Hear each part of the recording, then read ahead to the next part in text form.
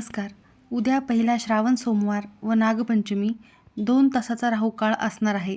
चुकूनही या काळात करू नका नागाची पूजा. 2 चुका तर अजिबातच करायच्या नाही आहेत, नाहीतर शुभफळ मिळणार नाही. त्यामुळे तुम्हाला आत्ताच हा व्हिडिओ बघायचा आहे. त्यामध्ये शुभ मुहूर्त देखील पूजेचा मी सांगितलेला आहे. सविस्तर माहिती बघण्यासाठी या व्हिडिओमध्ये शेवटपर्यंत तुम्ही बघा आणि आवडल्यास लाईक, शेअर, सबस्क्राईब करून बेल आयकॉनला प्रेस करा.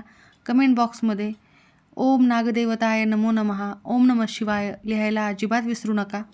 जितके जास्तीत जास्त महत्त्व हे श्रावण सोमवाराला आहे, त्याप्रमाणेच नागपंचमीचा दिवस देखील अत्यंत महत्त्वाचा आहे आणि दोन्हीही संयोग शुभ दिवशी एकाच दिवशी श्रावण सोमवारी आलेले असल्यामुळे खूप विशेष हे ठरणार आहे. तर या महासंयोगाच्या दिवशी स्वयंपाकघरात आणि दैनंदिन जीवनामध्ये किंवा दैनंदिन कामामध्ये नकळत होणाऱ्या चुकांमुळे मोठा दोष लागू शकतो. त्यामुळे मी तुम्हाला काही गोष्टी सांगणार आहे. तर कोणत्या मोठ्या चुका तुम्हाला करायच्या नाही आहेत, कधी कधी कळत नकळत आपल्याकडून घडत असतात, तर ते नियम आपण सुरुवातीला बघूयात. हे खूप महत्त्वाचे आहेत म्हणून मी तुम्हाला सुरुवातीला सांगत आहे. तर गॅसवर तवा किंवा कढई ठेवू नये, तळणे वर्ज्य आहे. विळी, चाकू किंवा कात्रीने भाजी कापू नये आणि काहीही कापू नये. लोखंडी वस्तू किंवा सुई दोऱ्याचा वापर करू नये. जमीन उकरणे, नांगरणे किंवा खोदकाम करू नये. जिवंत नागाला जबरदस्तीने दूध पाजण्याचा प्रयत्न अजिबात करू नये. श्रावण सोमवारचा उपवास दिवसभर करावा. संध्याकाळी महादेवाची आरती करून बेल वाहून उपवास सोडावा. उपवासामध्ये तामसिक भोजन चुकूनही करू नये, म्हणजेच कांदा लसूणाचा वापर करायचा नाही आहे. नागपंचमीला घरात पारंपरिक पद्धतीने पुरणाची दिंड बनवण्याची परंपरा पूर्वापार चालत आलेली आहे. तर तळलेले पदार्थ किंवा तव्यावर शेकलेली पोळी किंवा भाकरी या दिवशी खाल्ली जात नाही. या दिवशी उकडीचे दिंड खाल्ले जातात. त्यासोबतच नागपंचमीचा हा सण निसर्ग आणि प्राण्यांबद्दल कृतज्ञता व्यक्त करण्याचा सण मानला जातो. नाग हा शेतकरी बांधवाचा मित्र मानला जातो. या दिवशी विवाहित मुलींना माहेरी आणण्याची परंपरा देखील आहे. तसेच महिला व मुली झाडाला झोके बांधून गाणी गातात आणि हातावर मेहंदी देखील लावतात. हा अत्यंत दुर्मिळ योग तब्बल 14 वर्षानंतर आला असून यानंतर असा संयोग थेट 2040मध्ये येणार आहे. त्यामुळे वरील सर्व नियमाचे पालन करून योग्य पद्धतीने पूजा करावी. यामुळे घरामध्ये सुख, शांती, समृद्धीही येत असते. तर मी तुम्हाला सुरुवातीला तिथी प्रारंभ कधी होत आहे हे सांगत आहे. तर 16 ऑगस्ट 2026 रोजी दुपारी 4:52 नागपंचमी तिथीचा प्रारंभ झालेला असून 17 ऑगस्ट रोजी सायंकाळी 5 वाजता हा समाप्त होणार आहे. तर पूजेचा सर्वोत्तम काळ हा 5:51 ते 8:29 2 तास 37 मिनिटांचा कालावधी असणार आहे. संध्याकाळची वेळ ही सायंकाळी 5:59 ते 7:29 असा पूजेचा वेळ असणार आहे. यावेळी तुम्ही शिवपूजा आरती करू शकता. तर या दिवशी तुम्हाला काय करायचे आहे, सकाळी लवकर उठून स्नान करायचे आहे. नागदेवता ही भगवान शिवाच्या गळ्यातलं भूषण म्हणून विराजमान असते. त्यामुळे सर्वप्रथम महादेवाची शिवलिंगाची पूजा करायची आहे. त्यानंतर नागदेवतेची पूजा करायची आहे. शिवलिंगावर तांबे किंवा पितळाच्या पात्राने जलाभिषेक किंवा कच्चे दूध, मध, गंगाजल अर्पण करून अभिषेक करायचा आहे. महादेवाला प्रिय असलेली बेलपत्र वाहायची आहे. बेलपत्र वाहताना शिवा शिवा महादेवा हा मंत्र म्हणायचा आहे. पांढरी फुले, धतुरा अर्पण करायची आहे. यंदाची पहिली शिवमूठ ही पहिल्या सोमवारची जी शिवमूठ आहे ती तांदूळ आहे. पूजेदरम्यान ओम नमः शिवाय या मंत्राचा कमीत कमी 108 वेळेला जप करायचा आहे. शहरामध्ये जिवंत नागाच्या पूजेवर बंदी असल्याने घरात पाटावर गंधाने, हळदीने नागाची आकृती काढून त्याची पूजा केली जाते किंवा एका कागदावर देखील नाग काढले जातात व नागदेवतेची पूजा योग्यरित्या केली जाते. हळद, कुंकू, अक्षता, फुले, दूध वाहून त्यांना योग्य विधीने पूजलं जातं. त्यासोबतच दूध आणि लाह्याचा नैवेद्य अर्पण केला जातो. पूर्णाचा दिंडाचा नैवेद्य देखील दाखवला जातो. तर राहुकाळ कोणता असणार आहे हे आपण आत्ता पुढे बघूयात, कारण राहुकाळ पाळणे अत्यंत महत्त्वाचे आहे. आजच्या दिवशी कोणताही शुभ संकल्प, खरेदी किंवा विशेष पूजा करताना राहुकाळ टाळणे हे खूप महत्त्वाचे मानले जाते. म्हणजे तुम्हाला राहुकाळात चुकूनही पूजा करायची नसते. तर मैत्रिणींनो, नागदेवता आणि महादेवाची पूजा एकाच दिवशी आल्याची ही सुवर्ण संधी प्राप्त झालेली आहे. हिंदू धर्मानुसार श्रावण सोमवारी नागपंचमी आल्यामुळे या दिवशी केलेली पूजा आणि उपाय याचं फळ आपल्याला अनेक पटीने मिळते आणि दुप्पट मिळू शकते. त्यामुळे आपल्या हिंदू धर्मात नागाला किंवा साप म्हणून नाही पाहिले जात, तर त्यांना नागदेवता म्हणून पूजनीय स्थान दिले गेलेले आहे.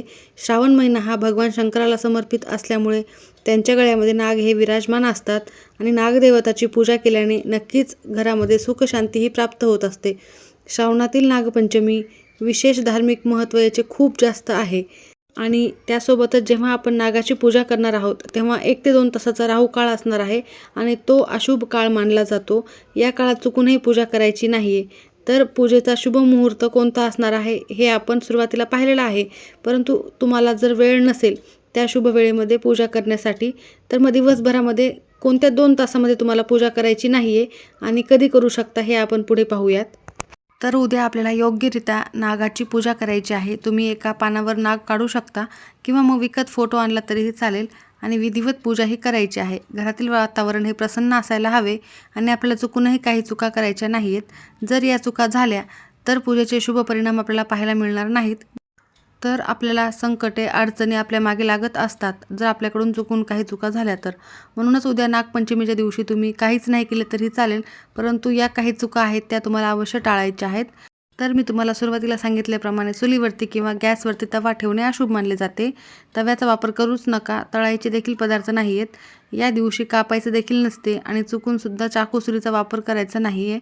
त्यासोबतच शास्त्रानुसार नागपंचमीच्या दिवशी नागाच्या फोटोला आपण जे चित्र लावलेलं असतो तिथे दुधाचा नैवेद्य अर्पण करतो. आणि एक महत्त्वाची गोष्टसुद्धा लक्षात ठेवायची आहे, तर या दिवशी कोणीही घरामध्ये वादविवाद, क्लेश, भांडणे करायची नाही आहे. घरामध्ये सकारात्मक आणि शांततेचं वातावरण असायला हवे. तर महत्त्वाच्या मुद्द्याकडे वळूयात. राहू काळ हा एक छायाग्रह मानला गेलेला आहे. दररोज 90 मिनिटांचा राहू काळ हा येत असतो. या राहू काळामध्ये नकारात्मक शक्तीचा प्रभाव हा जास्त प्रमाणामध्ये सक्रिय असतो. या काळात केलेली कोणतीही पूजा, शुभ कार्य आणि जे काही आपण कोणतेही उपाय करतो त्याचे कोणतेही फळ आपल्याला मिळत नसते. या व्यतिरिक्त त्याचे खूप वाईट अशुभ परिणाम आपल्याला भोगावे लागतात, सहन करावे लागतात. म्हणून राहू काळ हा अशुभ मानला जातो. राहू काळ जो असतो तो एक छायाग्रह असून तो भ्रम आणि विघ्न निर्माण करत असतो. म्हणून या काळात केलेली पूजा अडथळे निर्माण करते, अनेक समस्या या निर्माण करत असते. आणि उद्या नागपंचमीच्या दिवशी राहू काळ हा असणार आहे सकाळी 7:52 ते 9:27 तर या वेळेमध्ये आपल्याला चुकूनही श्रावण सोमवारची देखील पूजा करायची नाही आहे. नागपंचमीची, नागदेवताची देखील पूजा करायची नाही आहे. तर आपल्याला ही वेळ सोडून बाकी वेळेमध्ये तुम्ही पूजा करू शकता. काहीतरी काम असतात म्हणून आपण सकाळी लवकर पूजा करून घेतो. कुठे जायची गडबड असते किंवा कोणतंही कारण असो तर तुम्हाला फक्त हे 2 तास सोडून द्यायचे आहेत. अन्यथा त्याचे परिणाम तुम्हाला शुभ मिळणार नाहीत, त्याचे फळ मिळत नसते. तर तुम्ही एवढी काळजी घ्यायची आहे. राहू काळात तुम्हाला पूजा करायची नाही आहे. 9:30 नंतर तुम्ही दिवसभरामध्ये कधीही पूजा करू शकता. सकाळी 8च्या आधी पूजा केली तरीही चालेल. शुभ मुहूर्त तेव्हा आहे, जो मी तुम्हाला सुरुवातीला सांगितलेला आहे. तर सकाळी 6 वाजल्यापासून ते 7:30 वाजेपर्यंत अतिशय महत्त्वाचा मुहूर्त हा आहे. तेव्हा करा किंवा मग 9:30च्या नंतर करायची आहे. तसेच दुसरा तुम्हाला शुभ मुहूर्त हवा असेल तर दुसरा शुभ मुहूर्त आहे दुपारी 12:51 हा सुद्धा एक शुभ मुहूर्त आहे. या वेळेमध्ये तुम्ही पूजा करू शकता, चालेल. या वेळेत देखील काही हरकत नाही. तर आपण मुहूर्तावरती जी काही पूजा करतो त्याचे आपल्याला लवकर फळ प्राप्त होत असते आणि मुहूर्त हा कोणत्याही गोष्टीसाठी खूप महत्त्वाचा मानला गेलेला आहे. तर भगवान महादेवांना, नागदेवतांना तुम्हाला पूजा करून त्यांचे आशीर्वाद प्राप्त करून घेण्यासाठी, आयुष्यातील सर्व समस्या, संकटे दूर करण्यासाठी आणि तुमच्या घरामध्ये कुठलीही समस्या येऊ नयेत, नागदेवताचे, महादेवाचे आशीर्वाद तुम्हाला मिळावेत, यासाठी तुम्हाला उद्याच्यासारखा पुन्हा योग लवकर नाही आहे. कारण या दिवशी दोन्हीही एकत्र सुयोग जुळून आलेले आहेत, नागपंचमी आणि पहिला श्रावणी सोमवार. तर तुम्हाला श्रावण सोमवारची पूजा व्यवस्थित करायची आहे. नागपंचमीची पूजा देखील करायची आहे. महादेवाचा अलंकार नाग आहे, म्हणून तुम्ही श्रावण सोमवारी ही पूजा करताना अतिशय प्रभावी एक उपाय देखील करायचा आहे. तो खूप महत्त्वाचा ठरणार आहे. तो मी तुम्हाला आता पुढे सांगत आहे, तर तो शेवटपर्यंत नक्की बघा. तुमच्या आयुष्यासाठी अतिशय फायदेशीर हा उपाय ठरणार आहे. तर बघा, प्रत्येक घरामध्ये काही ना काही अडचणी, समस्या येत असतात. विनाकारण घरामध्ये वादविवाद, भांडणे होत असतात. कुठली नकारात्मक शक्ती देखील तुमच्या घरामध्ये वावरत असते आणि त्यामुळे तुमच्या घरावर अशुभ परिणाम पाहायला मिळतात. सतत काही ना काही समस्या निर्माण होत असतात. तर हे सर्वच त्रास दूर करण्यासाठी आत्ता मी तुम्हाला एक उपाय सांगणार आहे. तो उपाय तुम्ही वेळात वेळ काढून उद्या करायचा आहे. आपल्या घरातील मुलांवरती, कुटुंबावरती, कुटुंबातील कोणत्याही व्यक्तीवर असो, कोणतीही समस्या आलेली असेल किंवा वाईट नजर कोणाची लागलेली असेल तर ती तुम्हाला दूर करायची आहे. तर तुम्हाला हा उपाय कसा करायचा आहे, तर दोघांनी मिळून हे व्रत करायचे आहे आणि नागाची प्रतिमा असते ती घ्यायची आहे. जो नाग असतो तांब्याचा किंवा पितळाचा तो घेतला तरीही चालेल. तो तुम्हाला खरेदी करून घरी आणायचा आहे आणि फक्त जाऊन तुमच्या घराजवळ असणाऱ्या महादेवाच्या मंदिरामध्ये शिवलिंगावरती अर्पण करायचं आहे.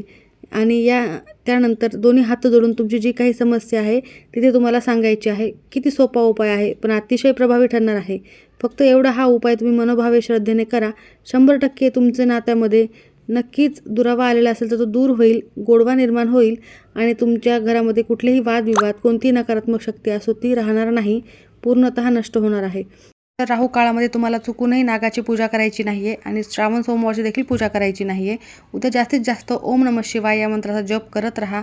श्रावण सोमवारची पहिली शिवमुठी तांदूळ आहे, तर तुम्हाला मुठीमध्ये तांदूळ घेऊन ते शिवलिंगावर अर्पण करायचे आहेत. शिवलीलामृताचा 11वा अध्याय पठण करणे शक्य झाले तर नक्की करा.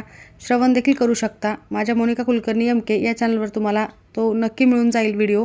डिस्क्रिप्शन बॉक्समध्ये देखील मी लिंक देण्याचा नक्की प्रयत्न करेल, तर तो देखील बघा आणि ऐका. खूप महत्त्वाचा शिवलीलामृताचा अध्याय श्रावण सोमवारी ठरत असतो.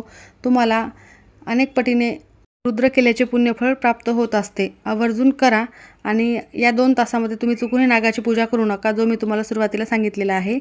तर तुम्हा सर्वांना श्रावण सोमवारच्या हार्दिक शुभेच्छा. त्यासोबतच माहिती आवडल्यास नक्की लाईक करा. सर्वांचे खूप खूप धन्यवाद.